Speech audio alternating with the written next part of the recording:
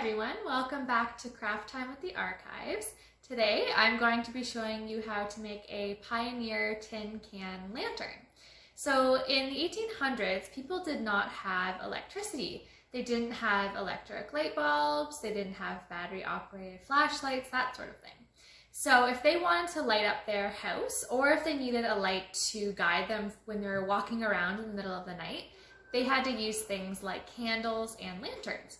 So we're going to make something similar today that they would have made at home. Pioneer children might have made this at home with their parents.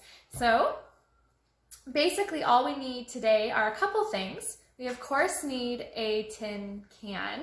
So I have a smaller can here. You can use a taller one if you'd like, or a really large one. Just depends on what you'd prefer. And what I've done is I've actually filled my can with water and then I froze it in the freezer. So this way I can punch holes in the can and it's a lot easier if you have something solid to punch holes into. This is a kind of craft that if you're doing it at home, you definitely need a parent's help. So ask mom or dad to help you with this kind of craft at home. Another thing we'll need is a hammer, a nail, and a thicker nail if you can get one, some wire cutters, a permanent marker, and a candle or even a battery operated candle. So we have our frozen can here. So what we want to do is we actually want to draw our pattern onto the can. So because we're going to be punching holes in the can, we're going to draw a series of dots in the shape of whatever we'd like with our permanent marker along the sides of the can. So you could do a heart or a star, you could do a zigzag pattern, triangles, whatever you would like. The more holes in the can, the more light will shine through. So just keep that in mind. So I'm going to start drawing on my can where I would like to punch my holes. So maybe I will make a heart. So you can see I'm starting to draw along the can. So there's my first dot. And if I'm making a heart, I'm going to keep going down the can, punching, drawing dots where I'd like to punch my holes. Okay, so I'm outside on my deck.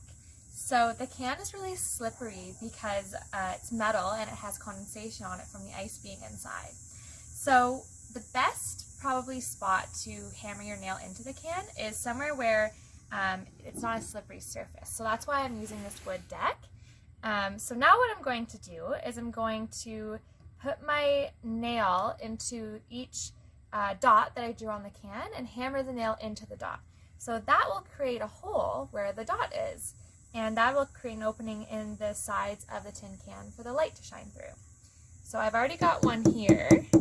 So you probably have to hammer a few times until it's deep enough to create a hole. So you can actually see the little hole right there. You can see through to the ice. So I'm going to do my next one. So I'm just going along where all of my dots are on my can. And you have to be really careful because, like I said, these are tools. You don't want to hammer your finger. So that this is something you'll definitely need adult help with.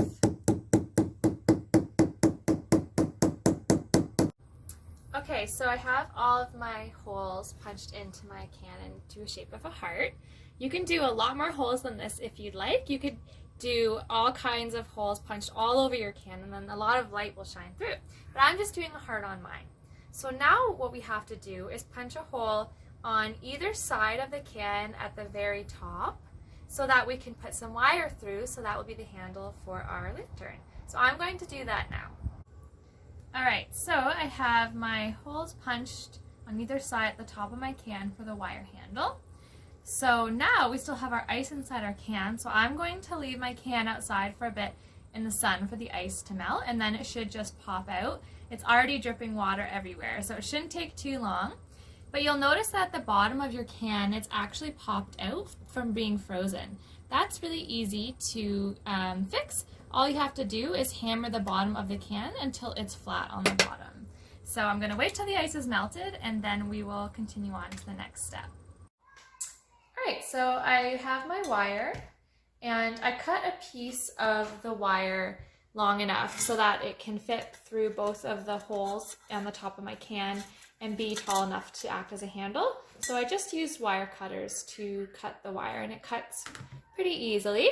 So now what you're going to do is put your wire through the 2 holes in your can that you made at the top there. So you can see inside I have the wire through the holes. And then you're going to bend the little ends of wire up using your thumb, or you can even use pliers if you'd like. And then once you bend the end up, you will have a little hook. And I'll do the other side. And you have to be very careful when you're doing this because the end of the wire is probably sharp. So you might want to use pliers. Definitely ask a parent to help you. Okay, so now you can see that it looks like little hooks on the inside. And now you have a handle for your tin can lantern. So now it's ready to have a little candle, tea light or battery operated candle put inside, and we can light it up.